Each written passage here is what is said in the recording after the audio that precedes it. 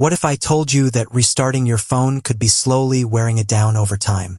Sounds surprising, right? But 9 out of 10 people do it the wrong way without even knowing it. You won't believe what actually happens inside your phone each time you hit restart. Many people think restarting fixes problems or makes their phone faster, but doing it too often can weaken your battery and even make your phone act glitchy. Ever wonder why your battery drains fast or apps freeze sometimes? Restarting could be the culprit. Here's what really happens inside your phone. When you restart, everything running gets cut off mid-task, which can freeze apps or even make you lose files. Over time, hitting restart too often can slow your phone down and drain your battery faster. So what's the better way? First, clear your phone's junk and cache to keep it running smooth. I've got a full guide in the description.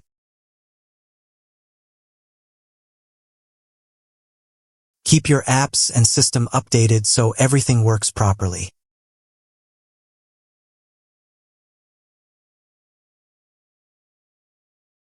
And use battery saver mode to stretch your phone's life. Of course, sometimes restarting is okay, like if your phone freezes or right after an update, but skipping unnecessary restarts is smarter. If you love this helpful guide, show me your love with like and comment.